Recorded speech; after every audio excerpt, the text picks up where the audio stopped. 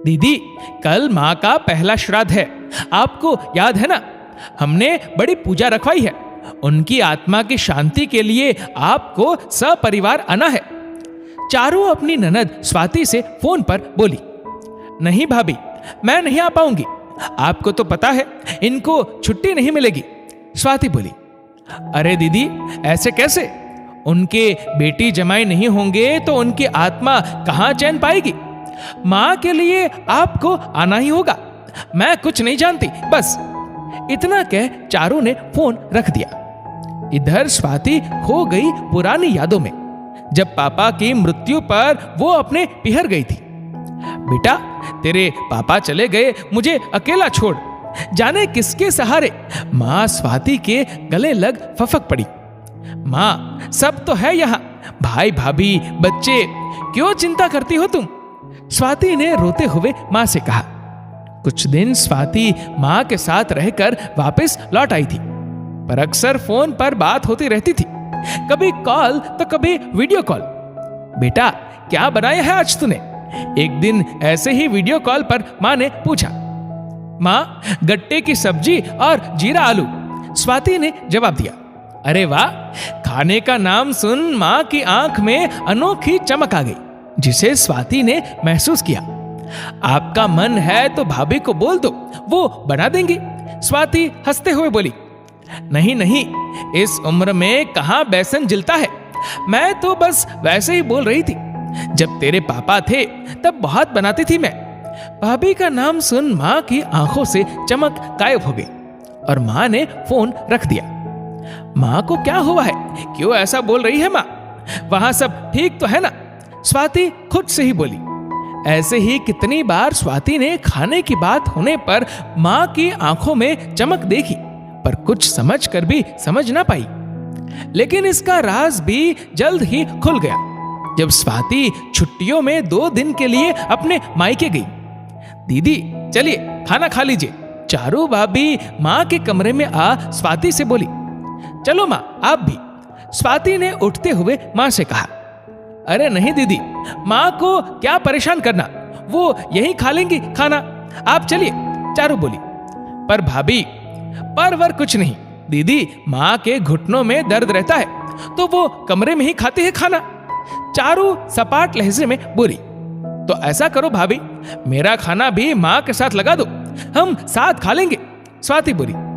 स्वाति की बात सुन चारू कुछ बोली नहीं, पर स्वाति ने साफ महसूस किया कि चारू को ये पसंद नहीं आया, पर वो चुपचाप चली गई और स्वाति के लिए प्लेट में सब्जी, पूड़ी, रायता, अचार लेकर आई और मां के लिए दलिया। मां, आप ये सब नहीं खाओगे? स्वाति ने हैरानी से पूछा।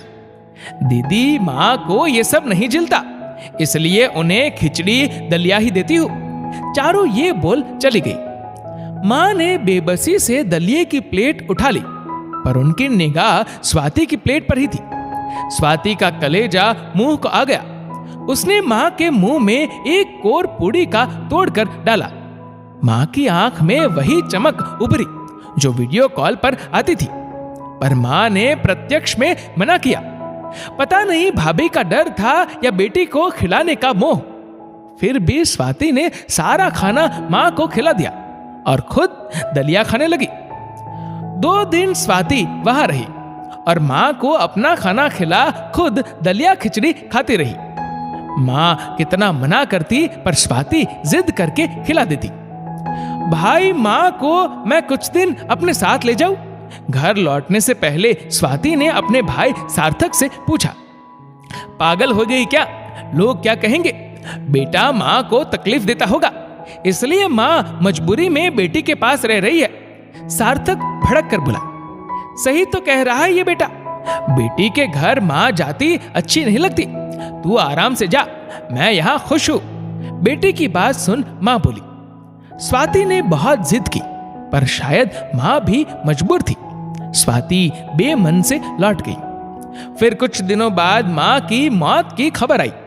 सब खत्म हो गया। स्वाति जानती थी मां कितना तरसते हुए गई है, पर मजबूरी थी एक बेटी जो थी। स्वाति अकेली मां के श्राद्ध में पहुंचती है।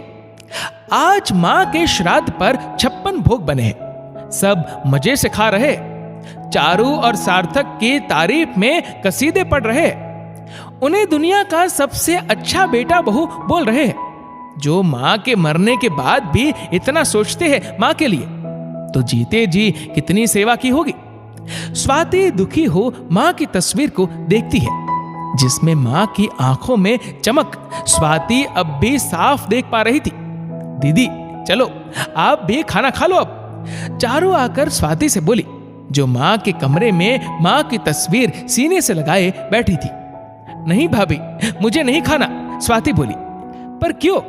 आप नहीं खाएगी तो माँ की आत्मा कैसे तृप्त होगी? चारू बोली।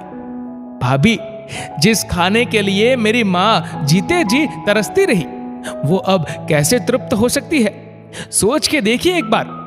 आप आज पकवानों के ढेर लगा रही है। माँ के जीते जी अगर उनकी पसंद के 2 कोर खिला देती, तो माँ तो वैसे ही तृप्त हो जाती। वही तो माँ का सच्चा श्राद्ध होता। ये जो आज हो रहा है, ये तो दिखावा है बस।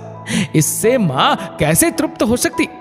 और जिस घर से मेरी माँ अतृप्त होकर गई है, उस घर में मैं कैसे खा सकती? स्वाति तड़प कर बोली। तभी वहां सार्थक भी आ गया। ऊपर वाले की लाठी बेआवाज होती है भैया भाभी। जब किसी पर पड़ती है ना, तब चोट बड़ी गहरी और लाइलाज होती है। आप भी 2 बेटों के माँ बाप हो। भगवान से दुआ करूंगी वो आपको कभी जीते जी अतृप्त ना रखे। माँ तो अपना वनवास काट नया जन्म ले चुकी, पर आपका जीवन अभी बहुत लंबा है। स्वाति ये बोल माँ की तस्वीर ले निकल गई वहां से। पीछे सार्थक और चारू का सर शर्मिंदगी से झुक गया। दोस्तों, माँ बाप को जीते जी तृप्त करना ही असली श्राद्ध होता है। उनकी मौत के बाद आप कितने 56 भोग बनवा लो, सब बेकार है। इस वीडियो को लेकर आपकी क्या राय है, नीचे कमेंट करके जरूर बताएगा। और अगर आपको वीडियो अच्छा लगा हो तो इस वीडियो को लाइक करेगा, शेयर करेगा ज्यादा से ज्यादा लोगों तक। और ऐसे ही और भी इंस्पिरेशनल वीडियोस के लिए सब्सक्राइब करें हमारे यूट्यूब चैनल को और फेसबुक पर फॉलो करें हमारे पेज को। धन्यवाद।